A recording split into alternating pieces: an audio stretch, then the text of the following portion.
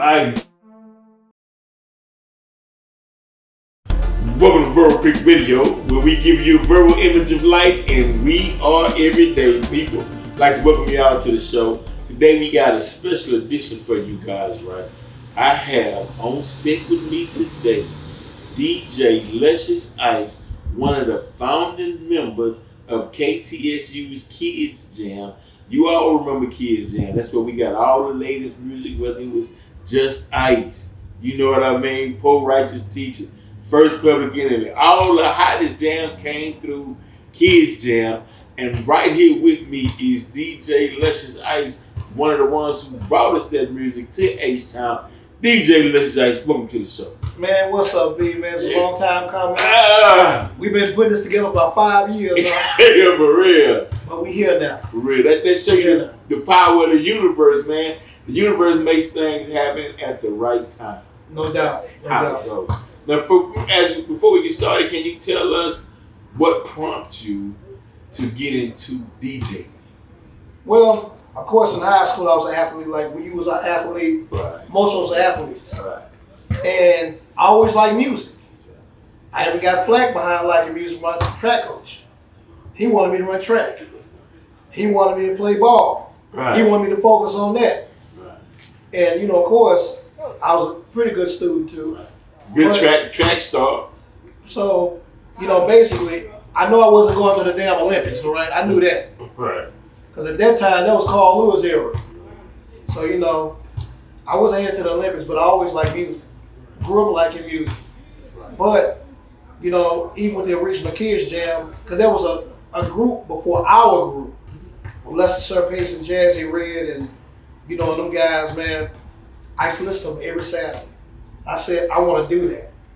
That's what I want to do. And I use my connection of getting out of Walsham Senior High School to go to Texas Southern University. Went to TSU, enrolled in telecommunications. I wanted to be a DJ.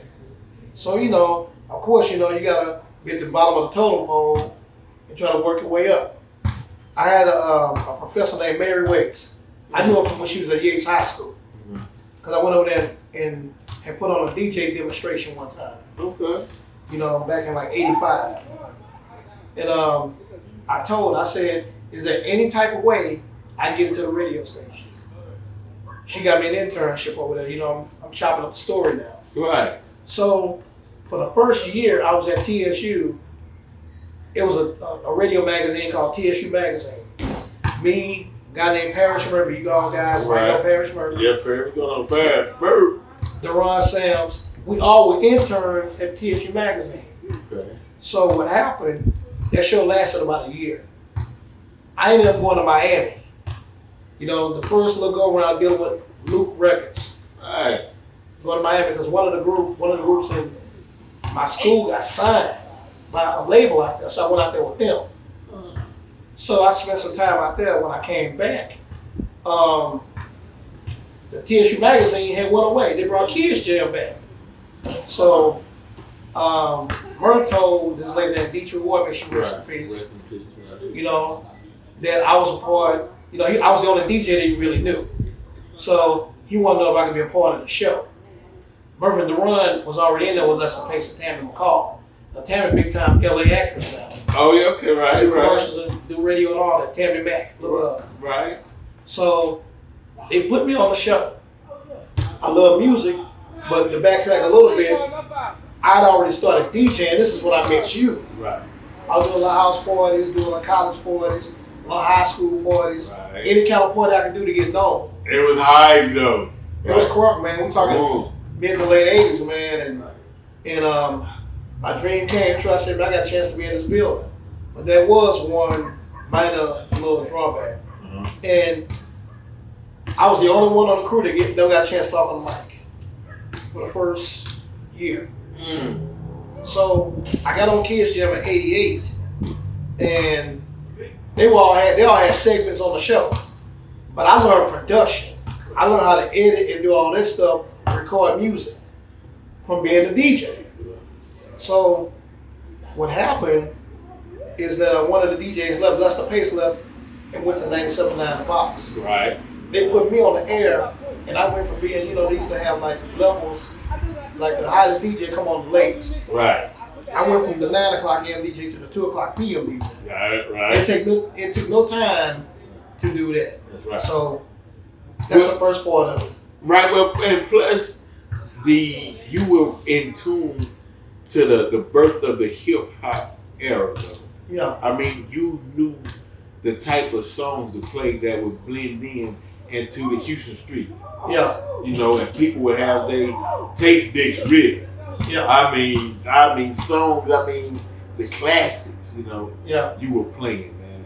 And now I remember, and I tell people this story, and I don't know if you remember, so I know you don't remember, right? But me, you, and Rashad went to the YBPC at the High Regency. Yeah. And Money B took us up to be Tupac. Yeah.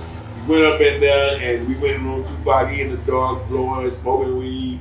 And they was doing that. I wasn't doing that. Yeah, but Pac was in there blowing, and we left.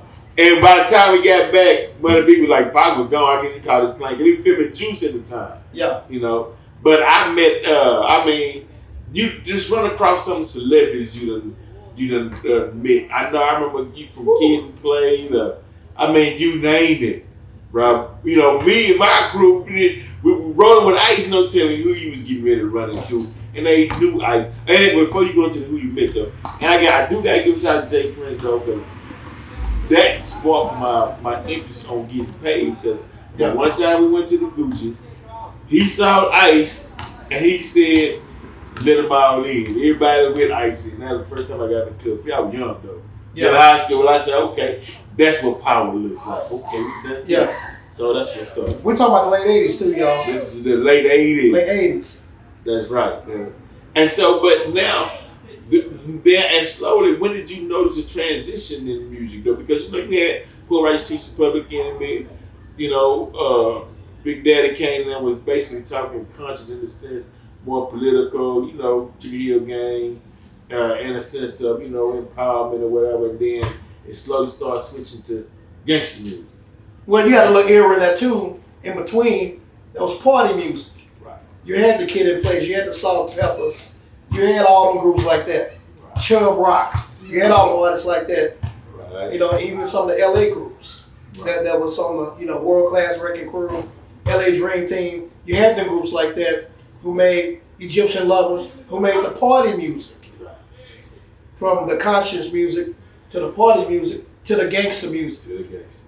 Which early 90s, we're talking about 92, 93. Ghetto Boys and NWA was already doing gangster music. Right. Let's get that story right. Yeah, Ghetto Boys before NWA. Actually, Ice-T was before both of them. Right. So Ice-T, that's why they call him the OG. Right. Ice-T was before both of them. That's right. So you got to give Ice-T props too. Yes, sir. But, with the gangster hip-hop, that was kind of growing along with the party music.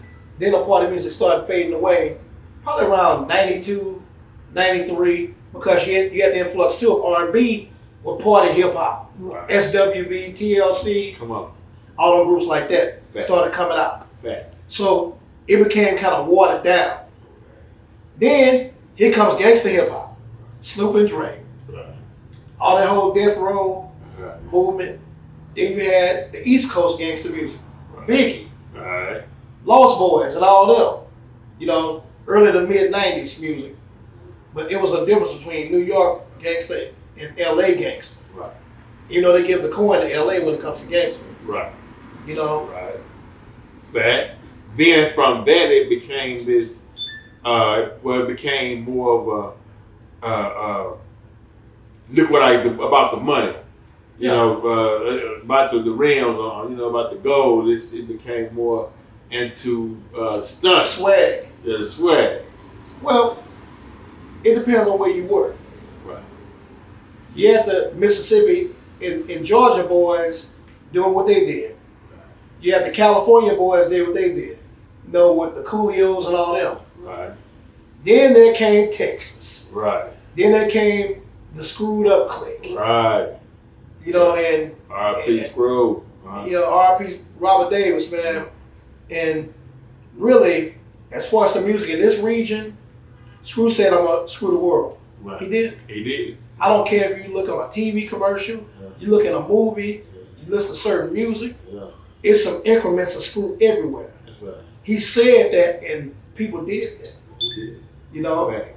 And right now, I mean, I'm not gonna go to right now, but we're in the mid '90s because Houston music never really got to the level that it should have got respected at. Right. Then here comes DJ Screw and SUC.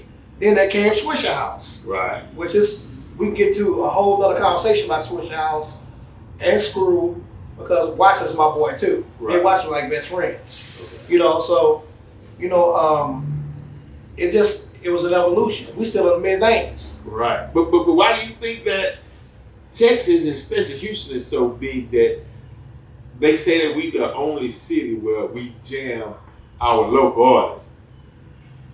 You know, Why things like that? Right.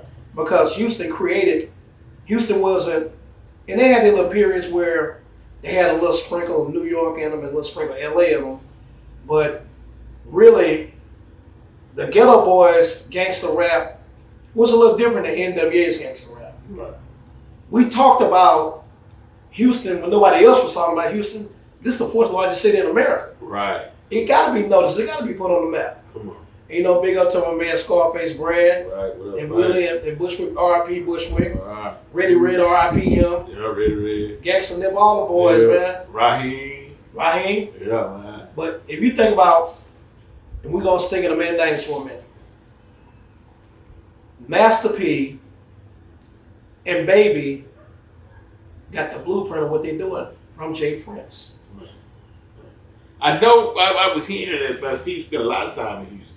Yeah, he went to U of H. So there you go. Great guy, man. You know, I know him personally. Right. But Master P did something that a lot of CEOs didn't do. He got from behind the desk and went out there and hustled his music on his own. Come on. He created that situation. Right. You know, It's power. that's power. You know, you can really include Too Short into that. Right. Nobody never did it on the level of Master P at that time. Right. And he was also one of the first ones, and big up Tony Draper, Yeah. one of my partners, Right. Swab House. Yeah. He was also one of the ones to ever come out with albums, with coming up albums in the album cover. Nobody had never done that. Right. I mean, Mercedes was coming out for like 3 years, and we never even heard a song by it. Right. You know what I'm saying? Right. And Rick Shop. Rick Shop, big up D. D-Red. Yeah. But at that time, Houston was on. Houston was on and popping. I mean, it went across the nation. You know, I'd go places and I'm from Houston. Oh man, they heard this crew and they wanted to drink, they wanted to lean, they wanted the whole culture down here. Yeah. You know what I mean? All over. We put that on the map. And so now as we move forward, you as a pioneer, right, said, you know, well, I got hip hop. You know, I know hip hop. Now, let's see what this country western does. Right. And so that explains the cowboy hat. But what people fail to realize, this is Texas. Yes. It's Texas. Texas. I'm not ashamed of being from here. That's right. Look, this. We got land. We got cattle. Everything big in Texas. So it wouldn't make sense to implement country and western into hip hop. Okay. Since you brought that up, you sped up the process about 17 years, okay? All right. Because I mean, you know, I did, but I mean, because that's unique, bro. Well, I'm gonna tell you this right here, from just a DJ perspective, and I've been DJing 36 years now. You gotta reinvent yourself once every couple of years. You know what I am now versus what I was in 2005. I like trail ride, I like Zydeco, I like country, I like Southern soul and all that, along with hip hop. But I mix all of it together. That's right. You're right. I don't just try to stay in one realm, because you got to do something that's gonna make you stand out. That's right. Wait, you right? Okay, I did. Right. I do want. Okay, I want to show you all his versatility. What was it clear about 59 where you was doing the salsa Cristal. And Chris Styles, yeah, he did even went into the salsa mixing and was rolling in that period of time. Even in the early 2010s, I was doing EDM. All right. I was doing the Skrillex and the Dead Mouse and all this stuff too. Okay, but see, that's a DJ. Yeah. Yeah. Because you're right. Because music transcends culture and races. Yeah. So you saying they can drop you in any nation on this planet, and you got some music for them. And that was the next point I was gonna make. Is it? I had international after my name at one point, cause I was DJ Luscious Ice International. I got music from every part of the earth in my library, in my MacBook. I go Dutch, go European, go Australian, Japanese, K-pop, Afro beats, reggae, hip hop, R&B, old school hip hop, this new mumble rap stuff, country western, reggaeton, cumbias, corridos, all this stuff, the Spanish music, Canadian music, it don't matter. Right. So that's what you just said hit on what my mentality was. I want to be able to go to anywhere in the world to DJ. Yeah, right. If I had to. That's right. And you be that's self-preservation, survival skill. Yeah. You're gonna be all right. Yeah. That's what I'm talking about, and that's the power of music, Mm-hmm. And there's no other person that could explain it better than you being in the game for about 30 years. 36 years. Yeah. So you know the inner workings and the ins and outs because you personally experienced it and put your hands on it. You touched it and you felt it. So for those who are up and coming DJs, right? Mm-hmm. Just keep playing this interview over and over, and you keep catching jewels on how to better hone in on your craft. Also, too, think about this, because what I've become the last 5 or 6 years is more technical. Mm-hmm. Learning more about equipment, because technology changes all the time. Learning about power as far as like being able to hook up into buildings, 30 amps, 50 amps, all this stuff, electricity. Right. Not to blow your system, and knowing that if you hook up the extra amperage to your system, you're going to get the full amount of power out of your system, because every time you hook up into a wall plug, you lose power. Every time you hook up into a power surge, you lose power. So how to maintain power, that's the technical side of it. I didn't go back and learn all that. But that's that knowledge that you're not going to get anywhere else. Mm-hmm. Because the layman would figure you just plug it up and go. Yeah. No, but it's more technical than that. Well, what happens when the power go off in the club? Who do they go to? You got to call somebody to come over there and fix it. I want to be the man that's fixing it. That's right. Now we're going to get this going. That's right. Yeah. Turn the lights on, party back on. Yeah. Keep it rolling. Yeah. Definitely. So, now, even though we know this COVID times and, the rodeo is not taking place this year, right? Mm-hmm. But in these other small towns and whatnot, and the trail rides and that still goes on. As far as this is Black History Month, so that's why I'm getting to this point. Yeah. As far as the Black trail riders, right? Is that a big scene? It's too big now. But I'm going to tell you the positives and the negatives of it. The positive of it is that it's the culture. It is predicated on the culture of where we come from. And I got a kinfolk that's a hardcore trail rider. He even broke down the word of where they got cowboy from. Okay. That's a whole other discussion. Okay. But what's happened with anything else that happens, when it becomes popular, it becomes commercialized, it becomes watered down. Okay. And that's what's happening now. That's why you got all these shenanigans going on at trail rides and whatnot.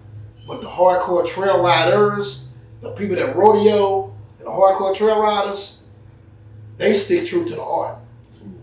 They stick true to the art of being cowboys and, raising horses and cattle, and doing livestock and going out there in the morning no matter how the weather is and feeding their horses and doing that whole thing. Right. What it is now, because of COVID, I'll say right before COVID, The trail rides became the new club. See?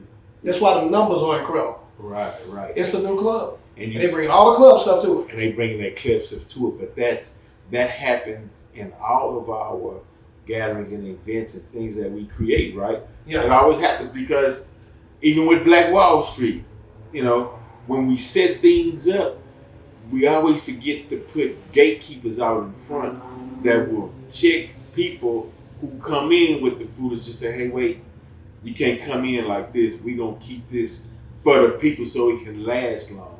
Yeah. We're not going to let you come in and tear it up, right? And we always miss that. Somebody got to be out front to make sure it remains intact. It's protected. That it's protected. You got to protect what's valuable. You can't give your pearls to swine.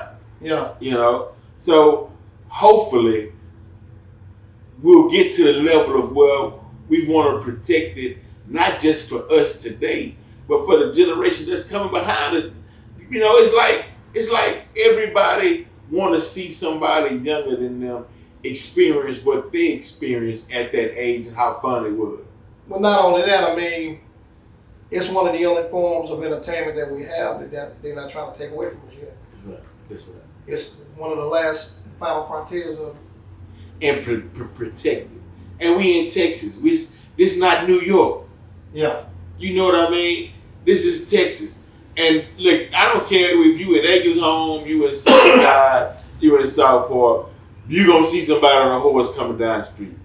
Yeah, exactly. You know what I mean? Everybody I brought from the East Coast out here, we see somebody riding down the street on a horse, they're like, man, what the hell? You know? They think like the Wild Wild West of a Lone Ranger, you know? Yeah, that's right. You know, this is culture. This is the South. It's the South's culture. Ain't no problem, you know. We know how to survive, you know. We know how to feed ourselves. We get out there and go hunting if we have to. We're gonna be all right. But brother Luscious Ice, man, I thank you for your time, brother. Yeah, we can went a lot further. Yeah, I know we can, but I gotta do a part 2 though. We can do a part 2. We gotta come back. Because we gotta talk about the millennials. Right, the millennials and the mindset of the millennials. Okay, but look, we gonna extend time, right? Yeah. Because when you touch bases on that, on the millennials, right? Yeah. People say that the music, and in particular, gangster rap influenced the mindset of the millennials, and that's why they in the position that they are in today. You agree with that? Somewhat. Because understand what's considered today's gangster rap is not 1995 gangster rap. They weren't talking about how many women they got, right, how much ice they wear, right, having these Maybachs and they rent them, right, having this jewelry and they rent it, right, having these big houses and they live in the hood. right. And then I even think that the rappers back in the day were more articulate. Right. You can understand what the hell they saying. Right. You know, it's just now really it's all about a hook and a beat. Right. It's not about a message. Right.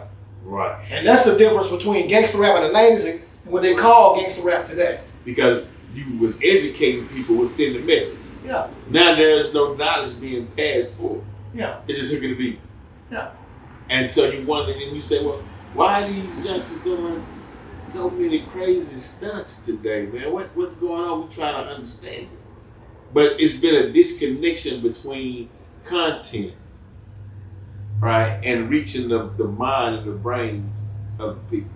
And then too, you know, with that, whether you call it gangster rap or not, you still have the conscious community was also involved too.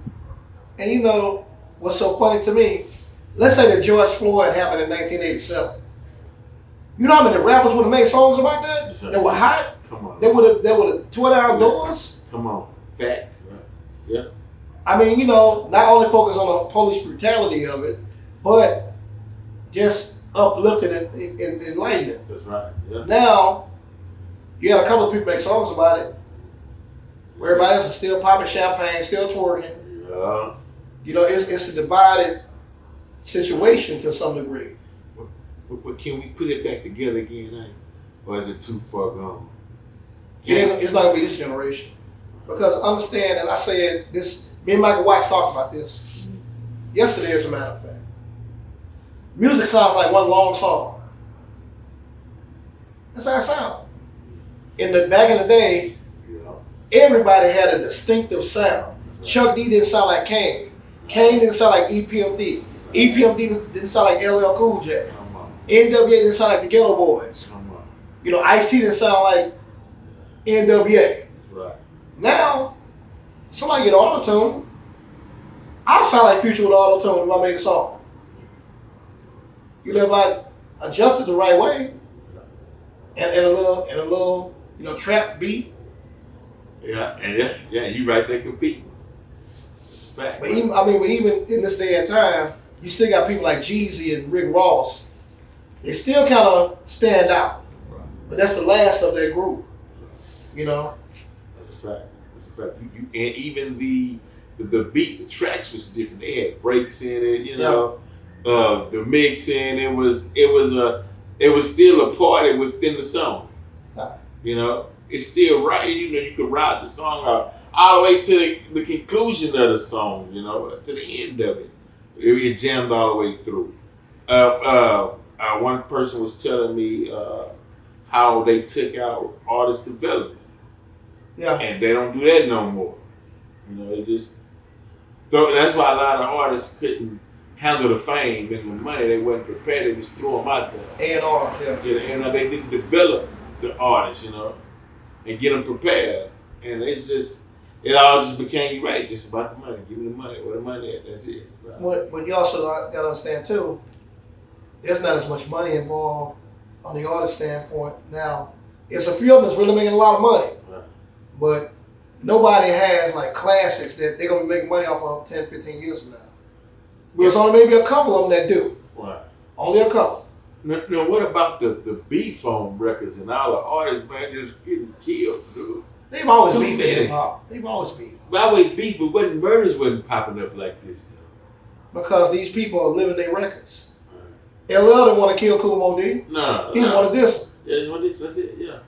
That was it. KRS-One, they want to kill Shan. He just dissed them. That's right. It got to the level of, you turn on the news and another rapper found dead, shot dead, folks, and folks going in these rappers' studios, or they going in homes, and it's ridiculous. And you're right, they want to live. But really, it's their crews. It's the people that's around more than it's the rapper. Right. Right. And they fail to realize that we want unity. We need us to be a whole body where we can go out and build. I mean, this daughter, this son needs that father. This female, she needs that husband or her children's father around. We trying to. We on two folds. We trying to build up a community, and we trying to keep oppression off of us at the same time. And those who actually been out in the streets and seen the game are always trying to come back and say, hey, look, man, we got to find another way, because when you get so far, it's this glass ceiling. Yeah. And they always want to put you in your place. So if we unite and build together, we can create our own, and we create our own place, and we say where we going. We control the game, but we can't control the game if we're not unified. They gonna control the game. They gotta choose who your heroes are, who you look up to. Yeah. I can't look up to a brother that's holding a stack of money like a telephone. I can't look up to a brother like that because, number one, Master P told me something. If you can count your money, you don't have money. Take from a man with $300 million, that's real. You can count it, you don't have no money. That's what he told me. He told me that. Yeah, that's a fact, dude. He was in Philly. Yeah, he told me that. That's a fact. That's a fact, dude. That's a fact. If you go in a place and you looking at the tag asking how much it costs, you got no money. You got no money. You just go and say, give me that. I saw it for myself, man, when I was in Vegas, man. And Dennis Rodman came in. They put everybody out the store and just him and his crew. They just buy it. Well, they done that here All-Star Weekend too. Jennifer Lopez, Kanye, Slim, big up Slim Thug. Slim. They do that. It's coming and shut the stuff down. But I was talking to, once again, Watts, about how these dudes got all these big deals and how they held on to their money they invested. Right. That's another thing a lot of young rappers don't do. Don't invest their money. Right, you got to invest. I mean, real estate and none of that stuff, you know? You got to stop, whatever, you got to invest. You got to invest. Flip your money. Yeah. Flip your money. Don't spend it trying to appease people, because you will never appease people. People will, no matter how hard you try to impress, you will never impress people. It won't happen. Somebody's always going to not like what you're doing. Oh, and will find a way not to like what you're doing. Yeah. Right? Just be you, enjoy yourself, man, and live life, have some fun, man. You got to do that there, man. You got to do that there, man. You got to listen to the OG, man. You got to listen to your big brother Ice, man, who been there, seen it, and done it.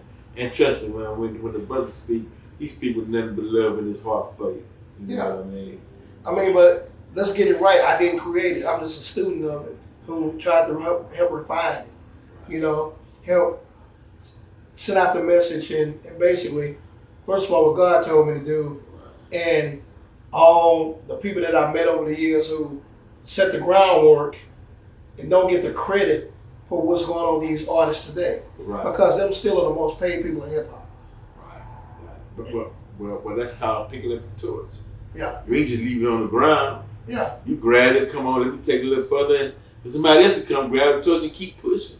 I mean, we can talk about that. We can talk about DJs. That might be for another episode. I can break down the DJ situation too, and how the DJs have changed in their approach about breaking new music and who they support. Well, that's a whole nother show. Yes, another show, because I experienced it became cliquish in a sense, bro. Like some DJs, you know, I know this clique. That's who I'm dealing with. That's it. You are outside. I don't have nothing for you. Isn't it when it used to be about the music? Yeah, I mean, we was excited, and it's a whole nother show. Yeah, right. We was excited about getting some music in the mail. Like if Columbia Records sent me the brand new Nas record, they sent me the brand new Fuji's record. I can't wait to tear this over and play it. I don't even know how it sounds. Right. I mean, I'll be the first one to play it, man.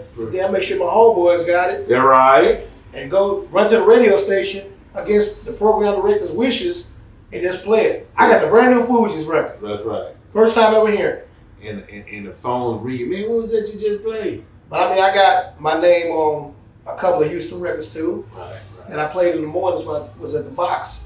And one is 25 Lighters. Another one is Tops Drop and Southside by Lil Kiki. Come on.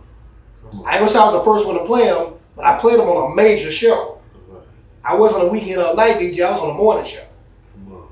And got flagged behind it. Yeah. But you know, I still got love from Kiki and all of them to this day. That's right, because that's what it was about, man. That was what we created for the streets. Not when corporate came in and said, hey, this is how it's gonna go. Yeah. Nah, that wasn't the energy, that wasn't the flavor of it. The flavor was how you done it from the streets and the people heard it, because when you in tune, you can hear that beat and you know what's gonna move the people because you know the people. You like, man, wait till they hear this one. Now, the execs, they don't have their ear to the street. Yeah. They don't know. You know what I'm saying? They doing what corporate tell them what to do. And that's how it got watered down, bro. Because the feeling in the field wasn't there no more. You can tell that, don't they?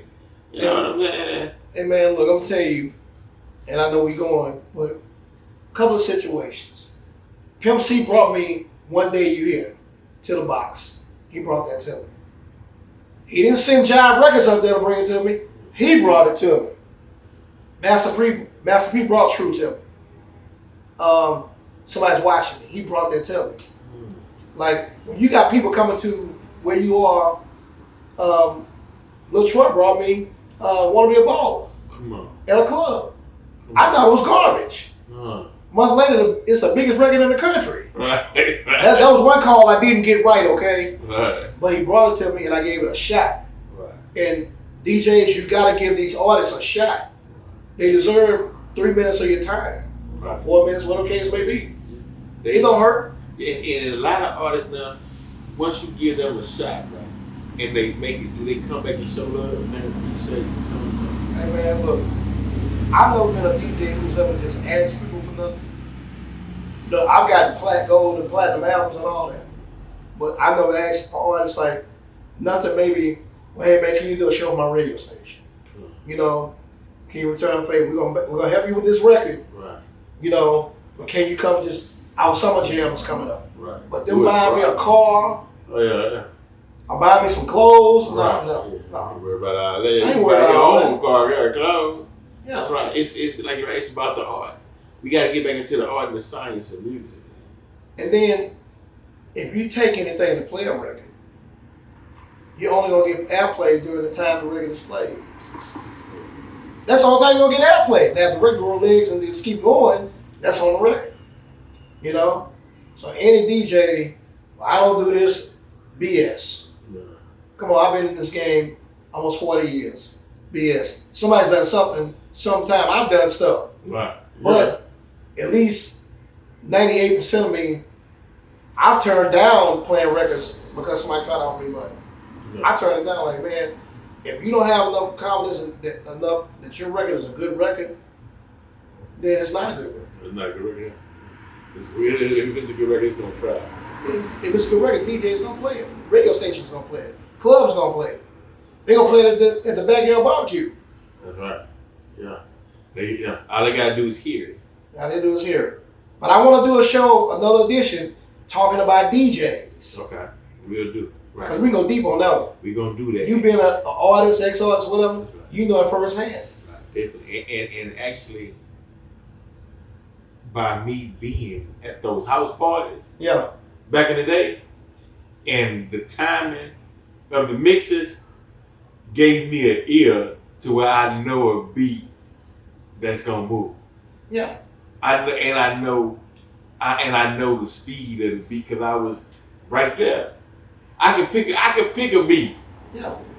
No, that's gonna. It was because I was young right there, right in the mixer when it was going down. So yeah, man. Well, also too, that. you bring that up too, and I want to fast forward to now. Events. I remember it was a point in time being a DJ. Number one, I wasn't on the roster at an event with 5 DJs. It was me playing music all night long. That's right. Yeah. Talking on the mic. I may have a homeboy or something. Right. Or talking on the mic. But talking on the mic all night long. And just you and the DJ. That's right. Ran the whole party. And then when they, hey, put that slow jam on, man. We in the house party. I gotta get you back in this wall, man. Let's grab me some. They don't do that no more. I'm for the bedroom, you know. But not only that, when was it cool, and it's the DJ segment, when was it cool to hear one song 5 times in one night? Ah, no, man. When was that cool? That too. At an event, at a party. Right. Oh, yeah. Where I? Killing it. God. Oh. Yeah, right. Killing it. No mileage. No. All right. Look, y'all say, Tim, we got to do a part 2 because I'm just tapping into this knowledge, you know. It's much more, you know what I'm saying, that we got to tap into and get out my brother, Luscious Ice, man. Ice, thank you, bro. There's much love, man. Anytime. Big up your cameraman, big up your production team, everybody. Yeah, definitely. That's A-Tone Production, Marcus Mudd, but you'll see the stamp, man, when it get done, man. You know how we do it, but, you know, this is what we do. Verbalpic Radio, A-Tone Production, Luscious Ice. We are Holla. Yeah.